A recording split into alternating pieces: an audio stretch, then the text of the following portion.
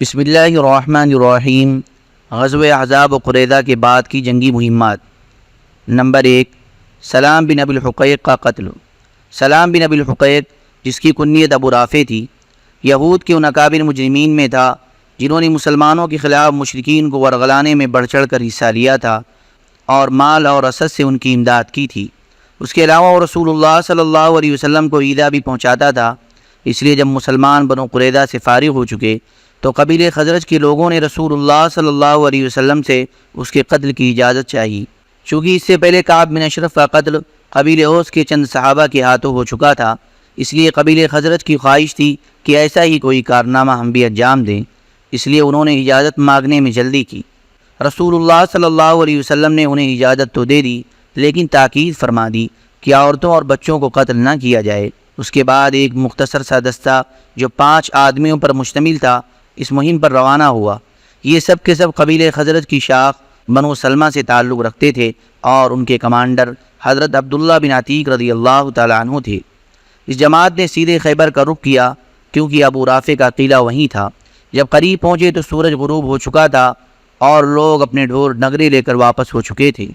عبداللہ بن عتیق رضی اللہ تعالیٰ عنہ نے کہا، تم لوگ یہی ٹھہرو، میں جاتا ہوں اور دروازے کے پہرے دار کے ساتھ کوئی لطیف حیلہ اختیار کرتا ہوں، ممکن ہے اندر داخل ہو جاؤں۔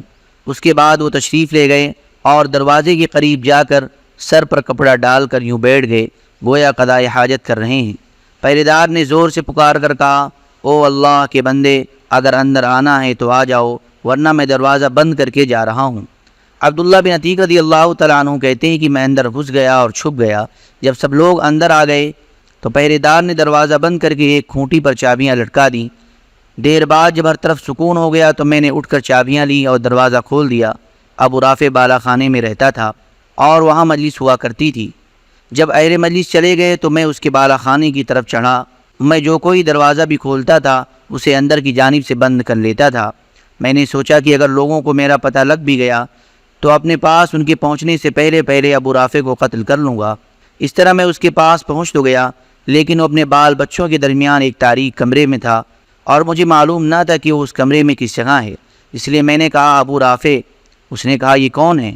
میں نے جھٹ آواز کی طرف لپک کر اس پر تلوار کی ایک ضرب لگائی، لیکن میں اس وقت ہڑبڑایا ہوا تھا، اس لیے کچھ نہ کر سکا۔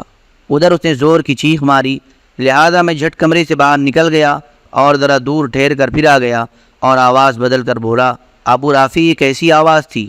اس نے کہا، تیری ماں برباد ہو، ایک آدمی نے ابھی مجھے اس کمرے میں تلوار ماری ہے۔ عبداللہ بن عتیق رضی اللہ تعالیٰ عنہ کہتے ہیں کہ اب میں نے ایک زوردار ضرب لگائی جس سے وہ خون میں لت پت ہو گیا، لیکن اب بھی میں اسے قتل نہ کر سکا تھا، اس لیے میں نے تلوار کی نوک اس کے پیٹ پر رکھ کر دبا دی اور وہ اس کی پیٹھ تک جا رہی۔ میں سمجھ گیا کہ میں نے اسے قتل کر لیا ہے، اس لیے اب میں ایک ایک دروازہ کھولتا ہوا واپس ہوا اور ایک سیڑھی کے پاس پہنچ کر یہ سمجھتے ہوئے کہ زمین تک پہنچ چکا ہوں، پاؤں رکھا تو نیچے گر پڑا۔ چاندنی رات تھی، پڑلی سرک گئی۔ میں نے پگڑی سے اسے کس کر باندھ لیا اور دروازے پر آ کر بیٹھ گیا اور جی میں کہا کہ آج جب تک یہ معلوم نہ ہو جائے کہ میں نے اسے قتل کر لیا ہے یہاں سے نہیں نکلوں گا۔ چنانچہ جب مرغ نے بانگ دی تو موت کی خبر دینے والا قلعے کی فصیل پر چڑھا اور بلند آواز سے پکار کر کہا کہ میں اہل حجاز کے تاجر ابو رافع کی موت کی اطلاع دے رہا ہوں۔ اب میں اپنے ساتھیوں کے پاس پہنچا اور کہا، بھاگ چلو، اللہ نے ابو رافع کو کیفر کردار تک پہنچا دیا۔ چنانچہ میں نبی صلی اللہ علیہ وسلم کی خدمت میں حاضر ہوا اور آپ سے واقعہ بیان فرمایا تو آپ صلی اللہ علیہ وسلم نے فرمایا، اپنا پاؤں پھیلاؤ۔ میں نے اپنا پاؤں پھیلایا۔ آپ صلی اللہ علیہ وسلم نے اس پر اپنا دست مبارک پھیرا اور ایسا لگا گویا کوئی تکلیف تھی ہی نہیں۔ یہ صحیح بخاری کی روایت ہے۔ ابن اسحاق کی روایت یہ ہے کہ ابو رافع کے گھر میں 5 صحابہ کرام گھسے تھے اور سب نے اس کے قتل میں شرکت کی تھی، اور جس صحابی نے اس کے اوپر تلوار کا بوجھ ڈال کر قتل کیا تھا وہ حضرت عبداللہ بن انیس رضی اللہ تعالیٰ عنہ تھے۔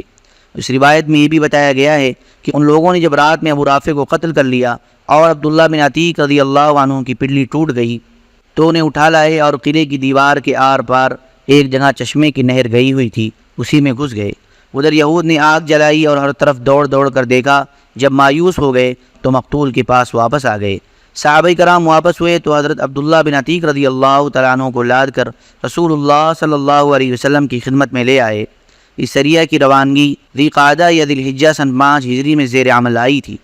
جب رسول اللہ صلی اللہ علیہ وسلم احزاب اور قریظہ کی جنگوں سے فارغ ہو گئے اور جنگی مجرمین سے نمٹ چکے تو ان قبائل اور اعراب کے خلاف تادیبی حملے شروع کیے جو امن و سلامتی کی راہ میں سنگ گرا بنے ہوئے تھے اور قوت قاہرہ کے بغیر پرسکون نہیں رہ سکتے تھے۔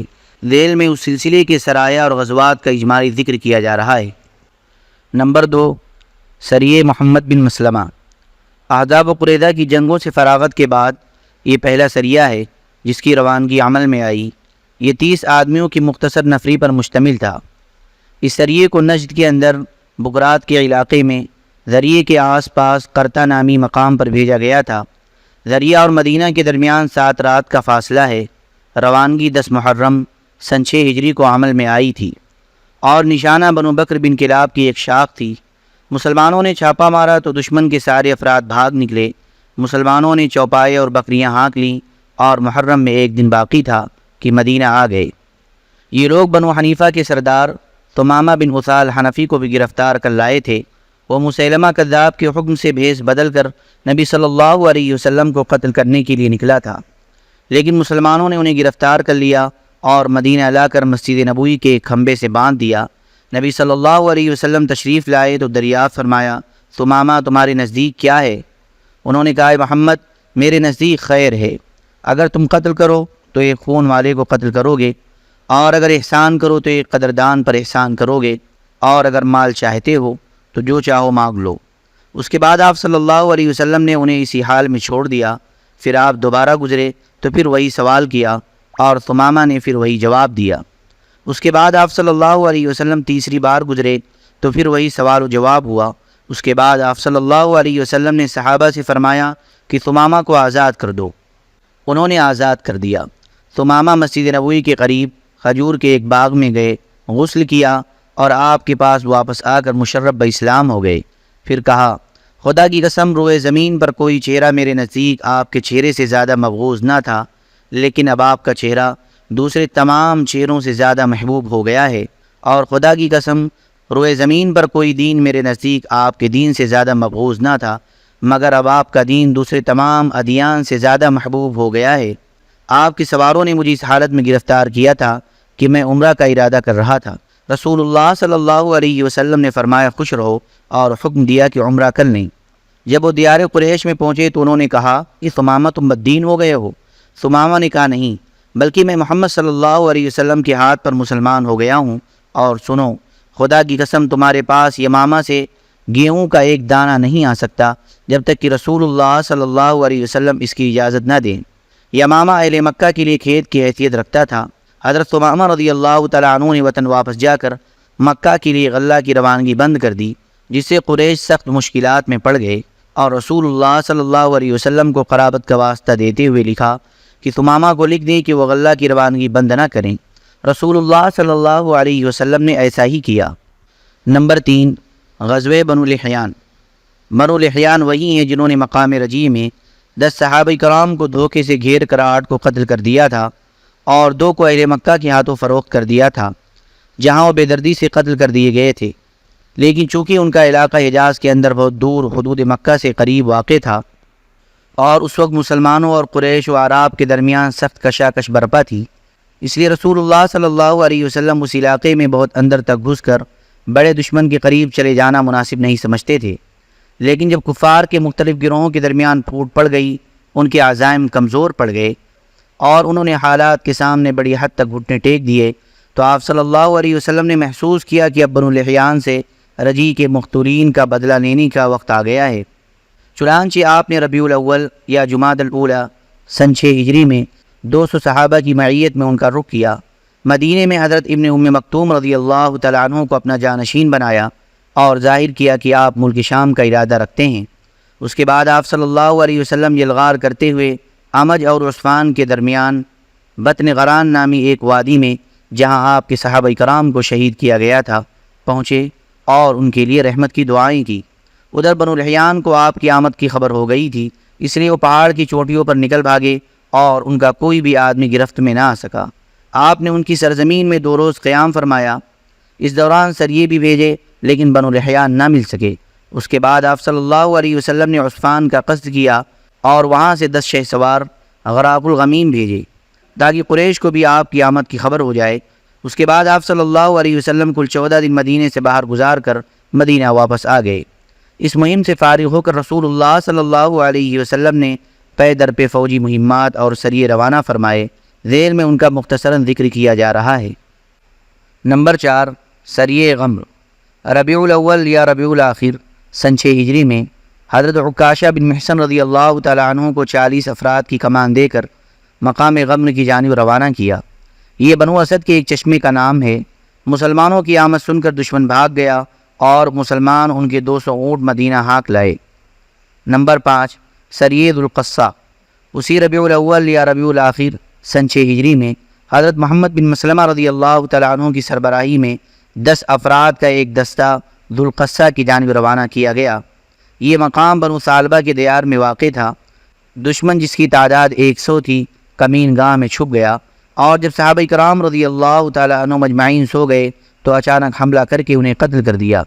صرف محمد بن مسلمہ رضی اللہ تعالیٰ عنہ بچ نکلنے میں کامیاب ہو سکے، اور وہ بھی زخمی ہو کر۔ نمبر 6، سریے ذوالقصہ۔ محمد بن مسلمہ رضی اللہ تعالیٰ عنہ کے رفقا کی شہادت کے بعد ربیع الاخر سن 6 ہجری میں ہی نبی صلی اللہ علیہ وسلم نے حضرت ابو عبیدہ رضی اللہ تعالیٰ عنہ کو ذوالقصہ کی جانب روانہ فرمایا۔ انہوں نے 40 افراد کی نفری لے کر مذکورہ صحابہ کرام کی شہادت کا رخ کیا اور رات بھر پیدل سفر کر کے علی الصباح بنو ثعلبہ کے دیار میں پہنچتے ہی چھاپہ مار دیا، لیکن بنو ثعلبہ اس تیزی سے پہاڑوں میں بھاگے کہ مسلمانوں کی گرفت میں نہ آ سکے۔ صرف ایک آدمی پکڑا گیا اور وہ مسلمان ہو گیا، البتہ مویشی اور بکریاں ہاتھ آئیں۔ نمبر 7، سریے جموم۔ یہ سریہ زید بن حارثہ رضی اللہ تعالیٰ عنہ کی زیر قیادت ربیع الاخر سن 6 ہجری میں جموم کی جانب روانہ فرمایا۔ جموم مرۃ زہران یعنی موجودہ وادی فاطمہ میں بنو سلیم کے ایک چشمے کا نام ہے۔ حضرت زید رضی اللہ تعالیٰ عنہ وہاں پہنچے تو قبیلہ مزینہ کی ایک عورت جس کا نام حلیمہ تھا گرفت میں آ گئی۔ اس نے بنو سلیم کے ایک مقام کا پتہ بتایا جہاں بہت سے مویشی، بکریاں اور قیدی ہاتھ آئے۔ حضرت زید رضی اللہ تعالیٰ عنہ یہ سب لے کر مدینہ واپس آئے۔ رسول اللہ صلی اللہ علیہ وسلم نے اس مزنی عورت کو آزاد کر کے اس کی شادی کر دی۔ نمبر 8، سریہ عیس۔ یہ سریہ 170 سواروں پر مشتمل تھا اور اسے بھی حضرت زید بن حارثہ رضی اللہ تعالیٰ عنہ کی زیر قیادت جمادی الاولیٰ سن 6 ہجری میں عیس کی جانب روانہ کیا گیا تھا۔ اس مہم میں قریش کے ایک قافلے کا مال ہاتھ آیا جو رسول اللہ صلی اللہ علیہ وسلم کے داماد حضرت ابو العاص کی قیادت میں سفر کر رہا تھا۔ ابو العاص اس وقت تک مسلمان نہ ہوئے تھے۔ وہ گرفتار تو نہ ہو سکے لیکن بھاگ کر سیدھے مدینہ پہنچے اور حضرت زینب رضی اللہ تعالیٰ عنہ کی پناہ لے کر ان سے کہا کہ وہ رسول اللہ صلی اللہ علیہ وسلم سے کہہ کر قافلے کا مال واپس دلا دیں۔ حضرت زینب رضی اللہ تعالیٰ عنہ نے رسول اللہ صلی اللہ علیہ وسلم کے سامنے یہ بات پیش کی تو آپ صلی اللہ علیہ وسلم نے کسی طرح کا دباؤ ڈالے بغیر صحابہ کرام سے اشارہ کیا کہ مال واپس کر دیں۔ صحابہ کرام نے تھوڑا زیادہ اور چھوٹا بڑا جو کچھ تھا سب واپس کر دیا۔ ابو العاص رضی اللہ تعالیٰ عنہ سارا مال لے کر مکہ پہنچے، امانتیں ان کے مالکوں کے حوالے کی، پھر مسلمان ہو کر مدینہ تشریف لائے۔ رسول اللہ صلی اللہ علیہ وسلم نے پہلی ہی نکاح کی بنیاد پر حضرت زینب رضی اللہ تعالیٰ عنہ کو ان کے حوالے کر دیا، جیسا کہ صحیح حدیث سے ثابت ہے۔ آپ صلی اللہ علیہ وسلم نے پہلی ہی نکاح کی بنیاد پر اس لیے حوالے کر دیا تھا کہ اس وقت تک کفار مسلمان عورتوں کے حرام کیے جانے کا حکم نازل نہیں ہوا تھا۔ اور ایک اور حدیث میں جو یہ آیا ہے کہ آپ صلی اللہ علیہ وسلم نے نکاح جدید کے ساتھ رخصت کیا تھا یا یہ کہ 6 برس بعد رخصت کیا تھا، تو یہ نہ معنن صحیح ہے نہ سندن، بلکہ دونوں لحاظ سے ضعیف ہے۔ اور جو لوگ اسی ضعیف حدیث کے قائل ہیں وہ ایک عجیب متضاد بات کہتے ہیں۔ وہ کہتے ہیں کہ ابو العاص سن 8 ہجری کے اواخر میں فتح مکہ سے کچھ پہلے مسلمان ہوئے تھے۔ پھر یہ بھی کہتے ہیں کہ سن 8 ہجری کے اوائل میں حضرت زینب رضی اللہ تعالیٰ عنہ کا انتقال ہو گیا تھا۔ حالانکہ اگر یہ دونوں باتیں صحیح مان لی جائیں تو تضاد بالکل واضح ہے۔ سوال یہ کہ ایسی صورت میں ابو العاص کی اسلام لانے اور ہجرت کر کے مدینہ پہنچنے کے وقت حضرت زینب رضی اللہ تعالیٰ عنہ زندہ ہی کہاں تھیں کہ انہیں ان کے پاس نکاح جدید یا نکاح قدیم کی بنیاد پر ابو العاص کے حوالے کیا جاتا۔ ہم نے اس موضوع پر بلوغ المرام کی تاریخ میں بسط سے گفتگو کی ہے۔ مشہور صاحب مغازی موسیٰ بن عقبہ کا رجحان اس طرف ہے کہ یہ واقعہ سن 7 ہجری میں ابو بصیر اور ان کے رفقا کے ہاتھوں پیش آیا تھا۔ لیکن نہ حدیث صحیح کے موافق ہے نہ حدیث ضعیف کے۔ نمبر 9، سریہ طرف یا ترق۔ یہ سریہ بھی حضرت زید بن حارثہ رضی اللہ تعالیٰ عنہ کی قیادت میں جمادی الاخرہ میں طرف یا ترق نامی مقام کی طرف روانہ کیا گیا۔ یہ مقام بنو ثعلبہ کے علاقے میں تھا۔ حضرت زید رضی اللہ تعالیٰ عنہ کے ساتھ صرف 15 آدمی تھے، لیکن بدوؤں نے خبر پاتے ہی راہ فرار اختیار کی۔ انہیں خطرہ تھا کہ رسول اللہ صلی اللہ علیہ وسلم تشریف لا رہے ہیں۔ حضرت زید رضی اللہ تعالیٰ عنہ کو 4 اونٹ ہاتھ لگے اور وہ 4 روز بعد واپس آئے۔ نمبر 10، سریہ وادی القریٰ۔ یہ سریہ 12 آدمیوں پر مشتمل تھا اور اس کے کمانڈر بھی حضرت زید رضی اللہ تعالیٰ عنہ ہی تھے۔ وہ رجب سن 6 ہجری میں وادی القریٰ کی جانب روانہ ہوئے۔ مقصد دشمن کی نقل و حرکت کا پتہ لگانا تھا، مگر وادی القریٰ کے باشندوں نے ان پر حملہ کر کے 9 صحابہ کرام کو شہید کر دیا اور صرف 3 بچ سکے، جن میں ایک خود حضرت زید رضی اللہ تعالیٰ عنہ تھے۔ نمبر 11، سریہ خبت۔ اس سریہ کا زمانہ رجب سن 8 ہجری بتایا جاتا ہے، مگر سیاق بتاتا ہے کہ یہ حدیبیہ سے پہلے کا واقعہ ہے۔ حضرت جابر رضی اللہ تعالیٰ عنہ کا بیان ہے کہ نبی صلی اللہ علیہ وسلم نے ہمارے 300 سواروں کی جمعیت روانہ فرمائی۔ ہمارے امیر ابو عبیدہ بن جراح رضی اللہ تعالیٰ عنہ تھے۔ قریش کے ایک قافلہ کا پتہ لگانا تھا۔ ہم اس مہم کے دوران سخت بھوک سے دوچار ہوئے، یہاں تک کہ پتے جھاڑ جھاڑ کر کھانے پڑے، اسی لیے اس کا نام جیش خبت پڑ گیا۔ خبت جھاڑنے والے پتوں کو کہتے ہیں۔ آخر ایک آدمی نے 3 اونٹ ذبح کیے، پھر 3 اونٹ ذبح کیے، پھر 3 اونٹ ذبح کیے، لیکن اس کے بعد ابو عبیدہ رضی اللہ تعالیٰ عنہ نے اسے منع کر دیا۔ پھر اس کے بعد ہی سمندر نے عنبر نامی ایک مچھلی پھینک دی، جس سے ہم آدھے مہینے تک کھاتے رہے اور اس کا تیل بھی لگاتے رہے، یہاں تک کہ ہمارے جسم پہلی حالت پر پلٹ آئے اور تندرست ہو گئے۔ ابو عبیدہ رضی اللہ تعالیٰ عنہ نے اس کی پسلی کا ایک کانٹا لیا اور لشکر کے اندر سب سے لمبے آدمی اور سب سے لمبے اونٹ کو دیکھ کر اس پر سوار کیا اور وہ سوار ہو کر کانٹے کے نیچے سے گزر گیا۔ ہم نے اس کے گوشت کے کچھ ٹکڑے توشے کے طور پر رکھ لیے اور جب مدینہ پہنچے تو رسول اللہ صلی اللہ علیہ وسلم کی خدمت میں حاضر ہو کر اس کا تذکرہ کیا۔ آپ صلی اللہ علیہ وسلم نے فرمایا، یہ ایک رزق ہے جو اللہ نے تمہارے لیے برآمد کیا تھا، اس کا گوشت تمہارے پاس ہو تو ہمیں بھی کھلاؤ۔ ہم نے رسول اللہ صلی اللہ علیہ وسلم کی خدمت میں کچھ گوشت بھیج دیا۔ واقعے کی تفصیل ختم ہوئی۔ اوپر جو یہ کہا گیا ہے کہ اس واقعے کا سیاق بتاتا ہے کہ یہ حدیبیہ سے پہلے کا ہے، اس کی وجہ یہ ہے کہ صلح حدیبیہ کے بعد مسلمان قریش کے کسی قافلے سے تعرض نہیں کرتے تھے۔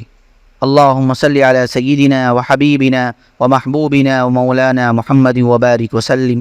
سبحان ربک رب العزت عما یصفون وسلام علی المرسلین والحمد للہ رب العالمین۔